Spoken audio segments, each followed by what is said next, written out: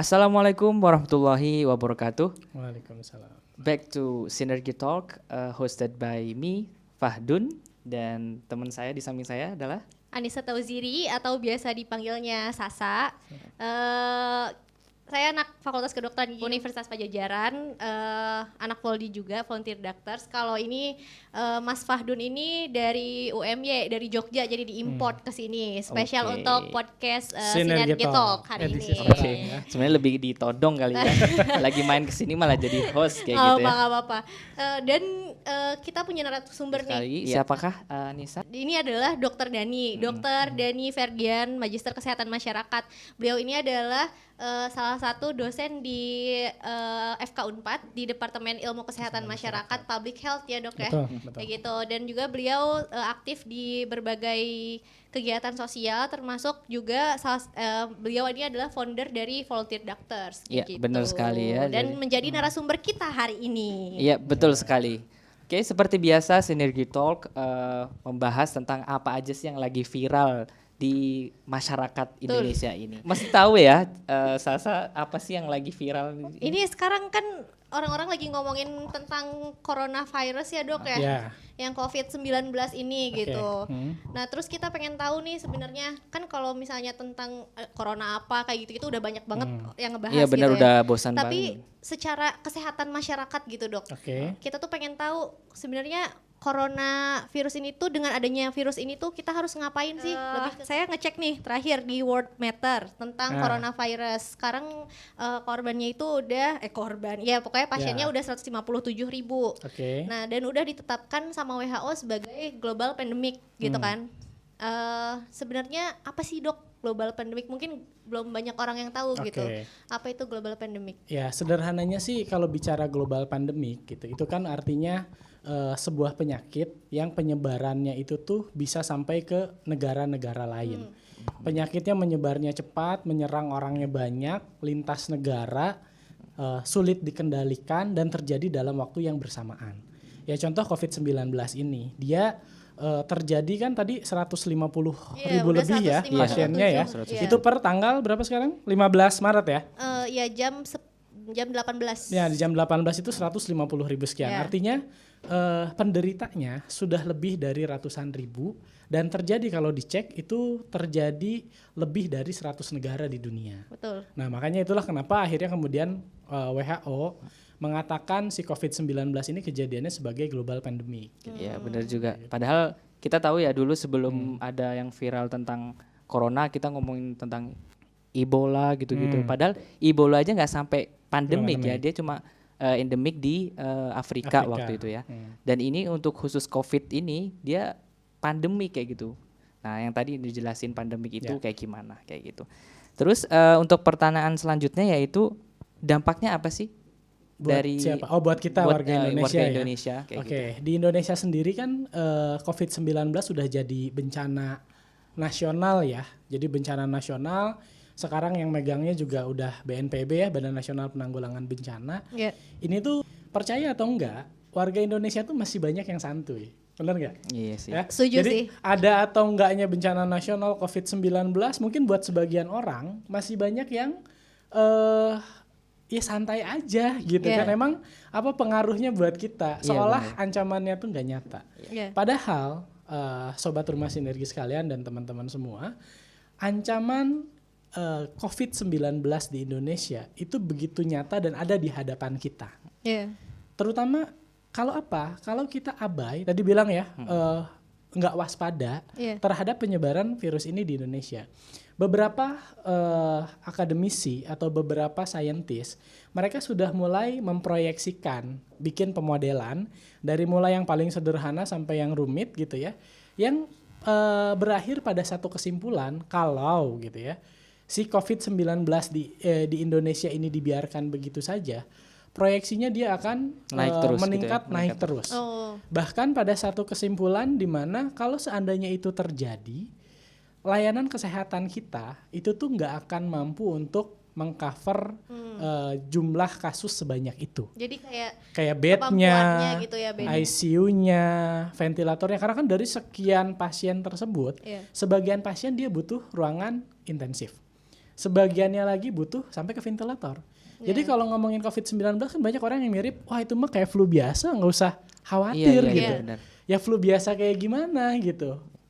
Yang butuh ICU banyak di seluruh dunia kan gara-gara COVID-19 ini. Yang meninggal angkanya pun cukup tinggi gitu. Jadi kalau disamakan dengan flu biasa, jelas salah. Sebagian orang yang nggak tahu mungkin yang nggak tahu ini ada dua reaksi gitu dok. Yang satu ada panik berlebihan, ada yang satu terlalu santuy. Ya benar kayak gitu. Ya. Tapi pada intinya kita mesti waspada. Intinya gimana? Penyebaran virus ini di Indonesia harus bisa dicegah, harus bisa dikendalikan. Karena apa? Kalau enggak, peningkatan itu eksponensial.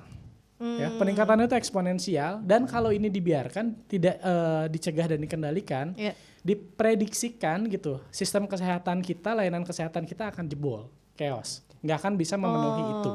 Bisa terjadi kondisinya mirip di Itali. Di Itali itu sampai kan teman-teman mungkin pernah Sobat Sinergi pernah dengar ya kalau di Itali itu sampai pasien tuh ada di lorong-lorong, di luar rumah sakit. Bahkan tenaga kesehatan itu tuh seolah-olah playing God gitu. Dia berperan sebagai Tuhan yang menentukan mana yang harus diselamatkan, mana yang ditolong, mana yang enggak. Karena apa?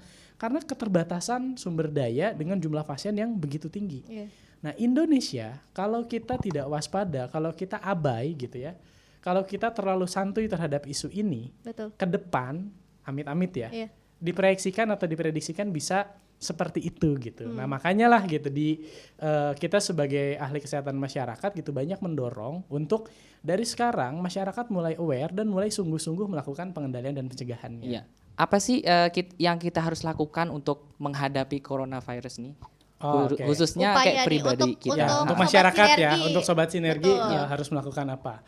Oke, kalau bagi saya gitu, yang sekarang paling prioritas adalah kurangi atau kendalikan jarak sosial. Artinya gimana?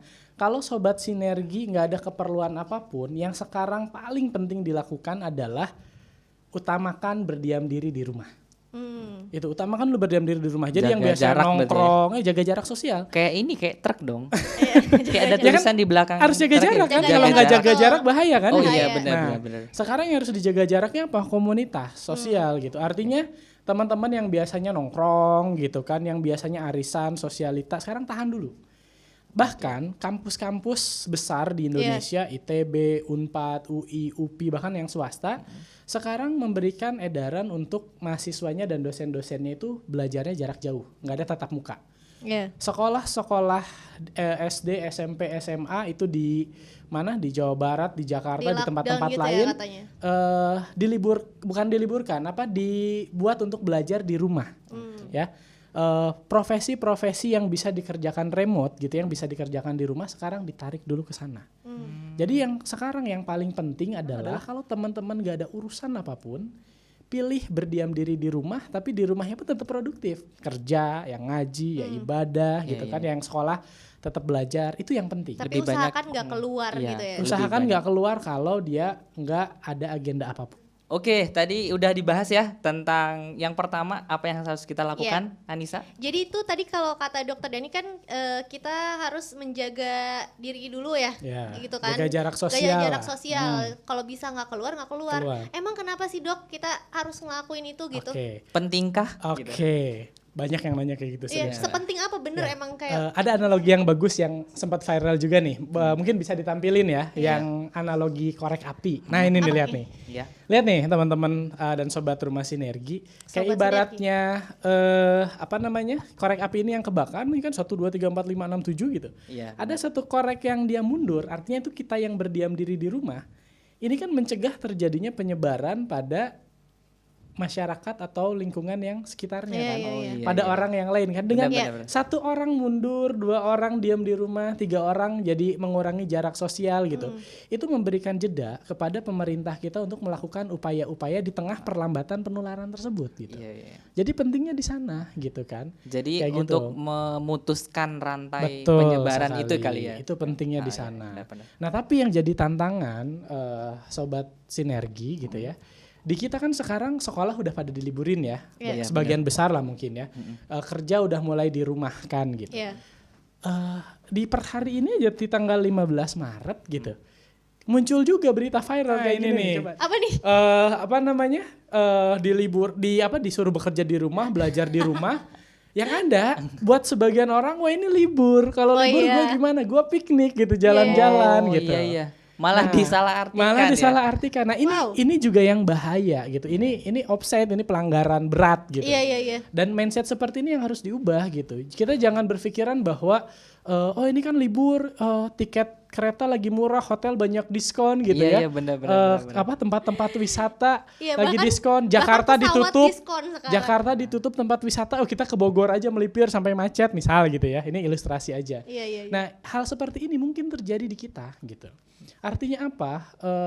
Sobat Sinergi harus benar-benar paham gitu ya bahwa peran yang teman-teman lakukan dengan menjaga jarak sosial, berdiam diri di rumah itu memberikan peran yang sangat besar terhadap pengendalian penyakit ini.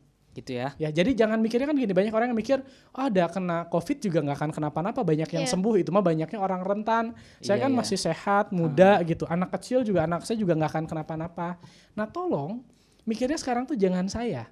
Karena bisa jadi kita kena corona, tapi gejalanya nggak muncul di kita, tapi kita positif corona. Ketika kita ketemu sama orang tua kita, orang tua kita yang lebih rentan, dia yang kena. Iya benar. Dia Kita malah jadi kayak transmisinya. Nah itu, gitu ya. Jadi jangan egois mikirinnya, gue nggak akan kenapa-napa. Justru dengan lu keluar rumah, kalian berbaur dengan lingkungan yang mungkin di sekitarnya ada COVID-19 yang positif, ke kalian, ke anak-anak kaliannya nggak kenapa-napa, tapi kalian bisa jadi mode transmisi untuk menyebarkan ke orang tua yang rentan atau orang-orang dengan kondisi khusus yang imunnya rendah gitu. Betul. Jadi sekarang mikirnya gimana kalau kamu sebagai orang yang terkena virus positifnya dan gimana supaya tidak melakukan itu. Ini buat yang sehat loh. Buat yang sehat pun kalau bisa berdiam diri di rumah gitu, karena kejadian di Itali mungkin juga nanti Fahad juga bisa nambahin lah.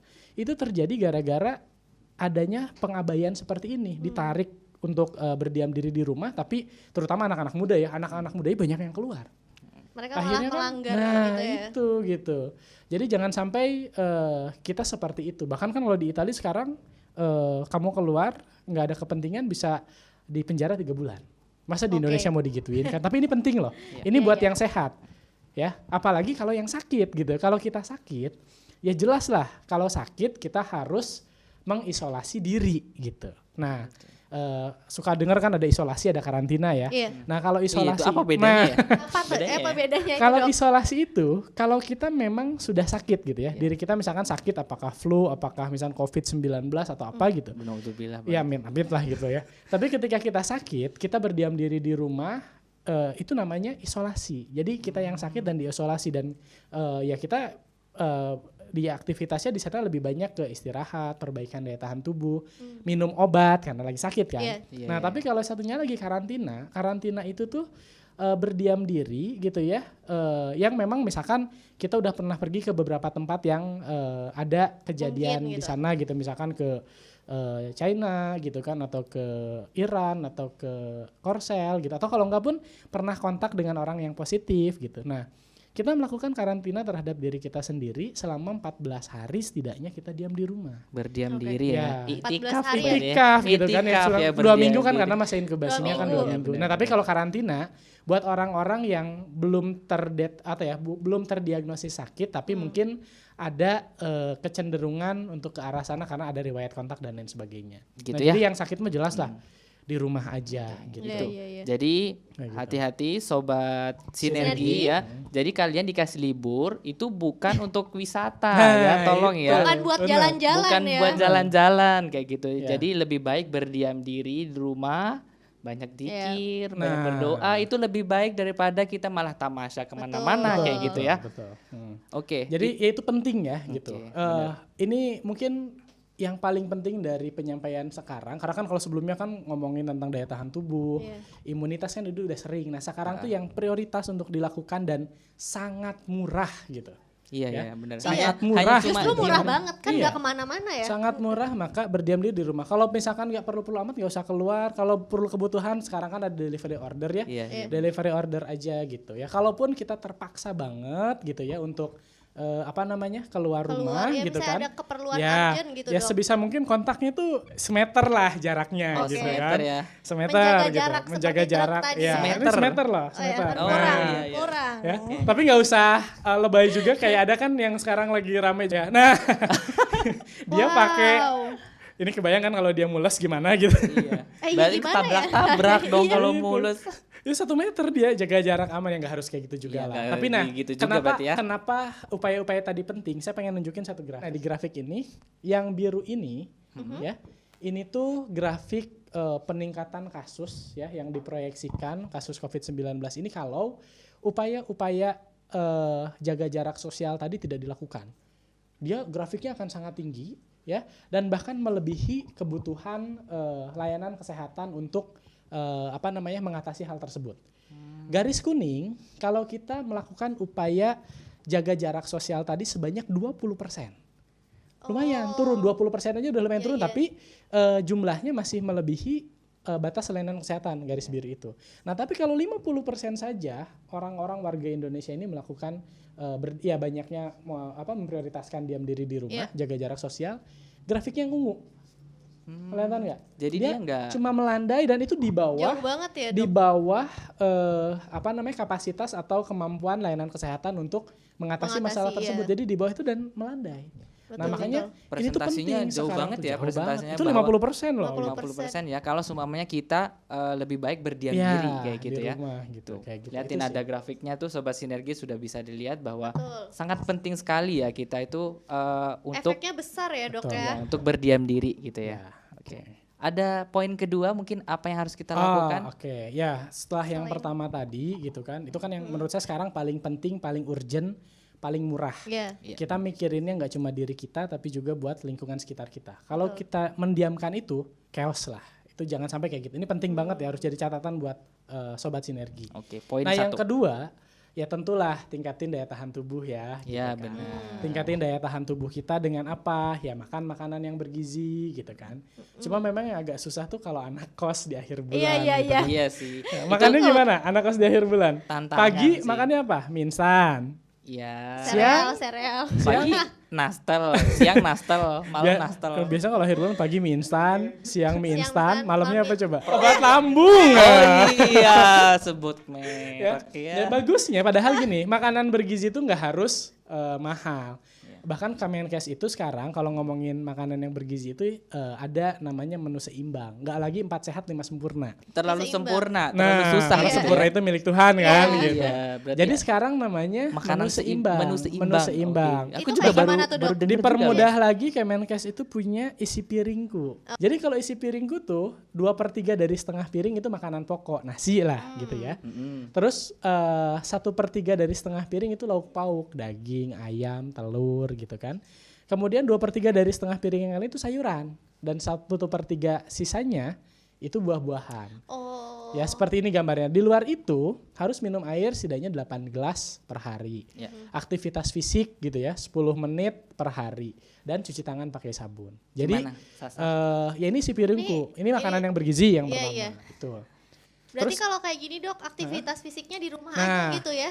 Kalau di rumah dia bisa melakukan aktivitas fisik lebih bagus, yang punya sepeda statis gitu ya, Iya. olahraganya Oh, di iya. situ. Atau kalau enggak senam sendiri di Iya, rumah iya. Atau kayak gitu bikin kan. workout Nah, sendiri ya gitu itu nggak kali ya, masalah, nggak karena apa-apa. nggak usah aktivitas ini ya, nggak aktivitas usah. fisik harus, Iya, benar-benar. ya harus tetap olahraga. Kalau sumpah harus ada kayak sepeda, gitu, Ya treadmill. susah gitu Ya kan. susah ya anak kosan ya. Atau kalau Tolong. yang Ya. crazy rich mungkin langsung beli Sobat Sinergi, langsung beli alat-alat buat Ya nge-gym gitu. Mungkin di ada rumah. di Karena bawah memang, kalau mau beli alat-alat. Memang Olahraga. lebih sekarang pun kalau mau olahraga lebih disarankannya jangan yang kayak misalkan futsal, basket itu kan sama aja kan, nggak jaga Iya, jarak iya, iya. sosial, atau fitness gitu kan yang satu ruangan banyak orang, Berarti- itu kalau Iya. bisa dikurangi dulu. Jadi kalau mau olahraga di rumah, atau Kayak kalau nggak pun catur.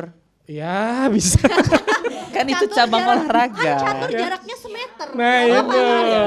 Kan olahraga Atau mikir. kalau mau di luar tapi di lingkungannya yang terbuka gitu kan.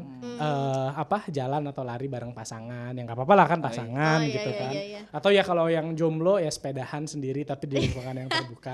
Dan yang ketiga yang juga penting untuk meningkatin daya tahan tubuh itu adalah jangan stres. Ini juga jadi jangan panik, jangan takut itu berlebihan. Itu sebenarnya juga sih yang bisa banyak nimbulin- dari Iya, teman-temanku tuh banyak yang terlalu panik, bahkan dia kadang ada kemarin chat ini aku demam terus aku sesak terus pas ditanya-tanya ternyata dia kepanikan. Nah, bisa kayak Tapi gitu. bisa jadi Itu juga bisa nurunin daya tahan tubuh. Seriusan. iya. Ya itu Mental health mental issue health juga itu issue juga itu jadi berpengaruh ya. bagian dari daya tahan tubuh kita. Suplemen atau apa ya silahkan lah itu mah, mereknya apapun lah gitu ya. COVID-19 dia tuh menyerang pada penderita yang rentan. Rentan tuh artinya apa? Daya tahan tubuhnya dia kurang. benar. Betul. Kayak gitu. Yang hampir sama kayak Yang flu gitu hatinya ya. rentan juga berarti. Oh nggak boleh. tentu saja Ya. hatinya rentan, Hatinya daya rentan. tahan tubuhnya biasanya rentan. Betul. Nah, itu Hati-hati. makanya sobat sinergi hatinya jangan galau-galau Betul. gitu Kalau yang ya. hatinya rentan jaga jarak sama mantan aja nggak bisa. Gimana Aduh. jaga jarak sosial gitu kan? Baik. Jaga jarak bisa tapi stalking tetep. Aduh, nggak apa kalau stalking kan dari jarak jauh jadi nggak apa-apa. Oh iya, nggak nyebar Pembelaan. gitu ya. Oke. Yang terakhir jaga kan jarak. jaga Daya jarak tahan daya- tubuh. dan daya tahan ada lagi nggak sih dok? Maksudnya Stres. itu Ya tingkatkan perilaku hidup bersih sehat. PHBS. sekarang tuh. Ya betul. Jadi kita harus sering cuci tangan pakai sabun ya dengan air yang mengalir. Videonya ada di kalau nggak salah di Sinergi Talk sebelumnya ya Iya. teman-teman bisa di TikTok aku cek juga lah ada di guys. di link di bawah ini nanti ya gitu. Terus salaman juga sekarang kalau bisa ya nggak usah sentuhan tangan. Iya. Oh iya. Cukup dengan salaman Cukup syar'i salam gitu syar'i. ya. Iya, iya, Ukhti, benar-benar. akhi, Assalamualaikum. Atau kayak gambar ini nih, pakai salam kaki gitu Ini kan. ini kepala negara ya kalau nggak Iya. salah. Kemarin Pakai salam kemarin tuh kaki. sempat dibahas loh, kan ada yang viral tuh pakai siku ya. Lah, bersin pakai siku terus dia nari. itu. Nah, itu ada ada lagi. Nggak masuk Nggak masuk gitu ya. Berarti Kayak kita gitu. cari Itu yang penting. lain. Kenapa? Karena mengurangi penularan yang terjadi di tangan kan, apalagi orang yang biasa gigitin kuku ya. Gigitin iya, kuku iya. kan ada tuh. Nah sekarang coba hentikan kebiasaan itu. Itu hal-hal yang yang bisa mungkin kita lakukan. Di luar itu kalau yang sakit ya pakai masker. Iya. Sekarang tuh masker memang diutamakan buat yang sakit. Tapi kalau yang sehat gimana? Boleh nggak pakai masker? Ya sebenarnya sih boleh. Cuma yang jadi masalah sekarang pasokan masker ini yang sulit. Iya. Jadi orang nyari masker susah, Susah, biayanya mahal lagi. mahal gitu kan. Jadi ya sekarang prioritaskan buat yang sakit dulu atau tenaga kesehatan. Nah kalau yang sehat gimana? Ya pakai masker kain dulu lah gitu. Walaupun masker kain kan itu menyerap air dari depan dan belakang kan. Jadi ya Iya. sebenarnya kurang efektif juga. Tapi ya nggak apa-apa lah daripada nggak ada sama sekali gitu kan. Daripada Tapi harus nggak ada, gitu ya. dicuci tiap hari. Terus Iya. hand sanitizer nih kalau bisa bawa gitu kan, ya tiap berapa jam sekali cuci tangan Cuci. pakai hand sanitizer. Kalau sekarang lagi susah banyak tutorialnya untuk cara bikin kan, bikin Iya. itu. Dari Jadi, lidah buaya. ya gitu lidah kan. siapa aja gitu. Jangan. Oh enggak ya, Ya, lidah buaya aja. perilaku Oh, hidup iya. bersih dan sehat itu harus ditingkatkan. Oh, ini minuman apa? Ini minuman rumah sinergi. Oh, jadi rumah sinergi itu Untuk para sobat sinergi. Kok saya cuma air putih ya? Oh iya, oh maaf. Emang kan biar sehat dokter Dani kayak gitu kan. Oh, Kalau gitu ini- ya? Iya kalau saya butuh begadang nanti. Oke. Jadi rumah sinergi bukan hanya khusus kayak podcast, Ini ada talk kayak ininya. gini aja ya. Ini lucu banget. Ini beneran Aku mau ngasih tahu Mas Fahad kan di Jogja nggak ada Oh, tuh rumah iya, iya, sinergi. iya, bener, Nanti bener. Ini lihat nih di sininya tuh kayak ada. Kan kamu mau ngasih tahu aku. Oh iya salah. Oh kesini. iya, oke. Oh, ini ada temanku dia bilang Itali kali ya. di Itali jelas. Jelas. Di Spanyol itu katanya sudah nyampe 4.231 sampai dia ngechat ini itu dia didiagnosis corona kayak gitu dan 121 yang meninggal itu di Spanyol. Terus di Portugal katanya semua harus di rumah katanya. Dan nggak boleh keluar kecuali hanya ke supermarket, farmasi, gas station kayak gitu. Di Spanyol, jadi di Spanyol tuh ternyata di sana itu bahkan ada pencurian masker kayak gitu. Kita kalau nggak salah nggak ada ya headline kayak gitu. Paling cuma orang yang beli borong masker, nimbun kayak gitu. Kalau di Spanyol bahkan katanya ada pencurian masker sehingga rumah sakit tuh juga kekurangan masker kayak gitu. Jadi itu beberapa masukan dari teman-teman dan jadi aku open mind kayak gitu. Oh ternyata masalah itu bukan hanya di Indonesia aja kayak Itulah gitu. kenapa kan global pandemik ini kan kayak gitu. Dan memang kenapa tadi saya sampaikan perilaku hidup bersih sehat itu harus dijalankan karena nggak bisa dipungkiri masih banyak masyarakat kita yang abai. Iya. Sholat Jumat kemarin aja itu beres sholat Jumat ya bapak-bapak tuh saling salaman, cupika-cupiki, masih seperti itu di kita gitu. Nah maka Iya. sekarang coba dibiasakan gitu kan, coba dibiasakan untuk ya menghindari kontak-kontak seperti itu gitu. Betul, Bahkan betul. kalau tadi ngomongin ibadah di Saudi juga kan gitu, sekarang sholat Jumat aja kurang lebih 15 menit, yang penting rukunnya wajibnya terpenuhi, selesai. Yang terbaru di Kuwait juga katanya adzan juga berubah kayak gitu. Jadi Nah itu hayya- boleh nggak masalahnya? Iya, iya. Bisa. Jadi Bisa. hayya 'alas shalah, hayya 'alal falahnya itu dihapus menjadi shollu fi rihalikum. Jadi maksudnya adalah sholat di tempatnya masing-masing kayak gitu. Oh. Jadi pas Tapi itu kayaknya agak iya emang Ya, sih. itu. half-half sih kayaknya. Heeh, Iya. heeh. Ya. Tapi Cuman ya, mungkin tadi kalau misalnya pun masih mau melakukan ibadah dalam jumlah yang banyak gitu kali ya dok ya, jadi Ya. dipersempit. Ya, yang ininya penting gitu. wajib dan Yang wajibnya rukunnya kena itu gitu ya. terpenuhi. Betul, Terus betul. juga kalau di masjid-masjid kan pada pakai karpet ya biasanya. Kalau bisa sekarang karpetnya pada dilepasin supaya apa? Supaya Mudah gampang untuk dipel gitu ya. dibersihkan karena si virusnya itu pakai disinfektan masih bisa mati. Terus juga kalau bisa bapak-bapak yang sholat berjamaah bawa sajadahnya masing-masing sekarang. Jadi ya bawa sajadah sendiri. Oke, itu sobat sinergi, tips-tips dari Kang Dani ya, apa Iya. yang harus kita lakukan. Mungkin ini sudah selesai kali sesinya, mungkin ada pesan-pesan nggak terakhir Ya. untuk Pesan-pesan terakhir. Oh, seperti iya. itu. Kita waspada harus, tapi panik jangan.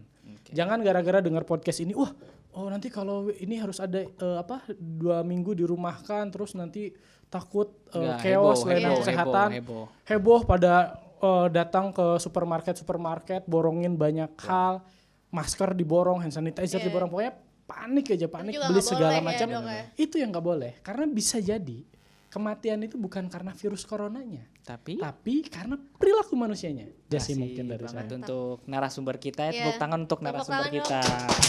Buat dokter Dani. Ya, itu aja untuk sobat sinergi. Ya, semoga yang disampaikan dokter Dani ini bisa Iya. mengedukasi sobat sinergi ya dok ya, Iya. Iya, dan benar. bermanfaat gitu untuk sehari-hari sobat sinergi harus ngapain untuk menghadapi global pandemic ini di Indonesia dan udah menjadi bencana nasional Ya, katanya kayak gitu.